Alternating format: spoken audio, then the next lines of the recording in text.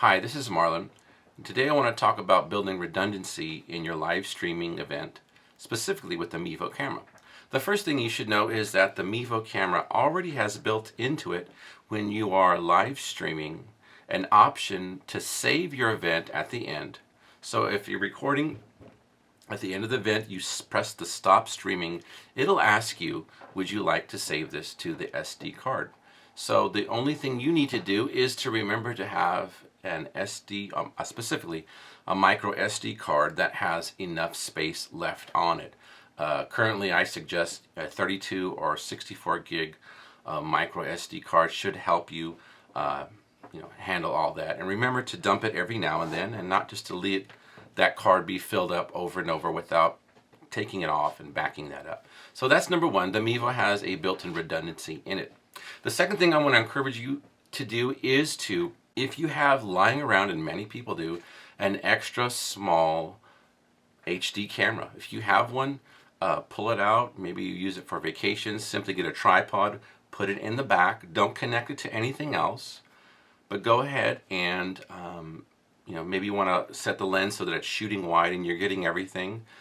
So just in case something happens to go wrong with your stream or with the recording of that, you have an extra copy that you could probably, if in post, and maybe like an iMovie or Premiere, you can edit that video and just use the audio and the video that's already good in the Mevo camera and just kind of use it as like a fade between the scenes. So that's number two.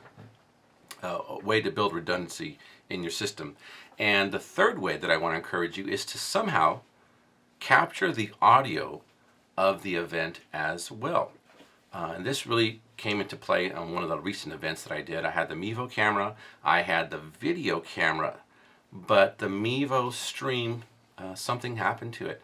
Now, what specifically dropped out was not the video, it was the audio.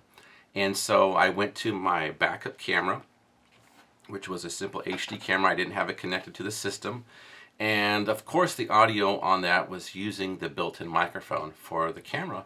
And that audio was not even close to the nice clean audio that was coming out of the mixer into the iRig into the iOS device. So for me to jump in and just add a couple seconds of audio, it just didn't sound good. So on the next event, I made sure that I captured the audio on a separate recorder. So I have one recorder here. This is the Zoom H1 recorder, and it's a wonderful little recorder. It's about $100 on Amazon. It also uses a micro SD card, and basically you can use your tape output from your mixer. You can use different auxiliaries, however you are familiar with your mixer. So you have the audio coming out of the iRig 2 into your iOS device, and then having a backup recording coming also out of that same mixer, again through a different output, and then capturing that audio as well. And I did that the other day, and I really felt secure in case my audio from my Mevo died, or in case I couldn't use the HD camera. I had an audio recording that I could sync later. And you don't have to go out and buy another recorder. Maybe you have an old laptop, an old PC that can record. As long as you can record in high quality, I would encourage you to use one of the uncompressed formats like AIFF, WAVE. And if you need to use an MP3 version, go ahead and use the highest. I think 320 megabits is fine.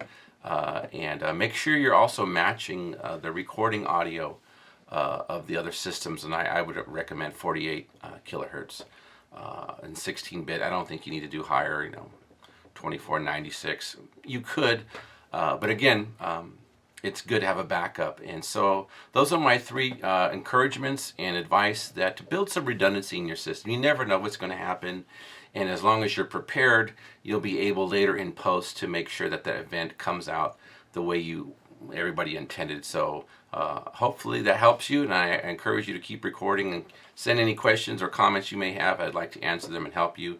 And if you have any suggestions for future videos, I'd love to do that as well. So thanks. Take care.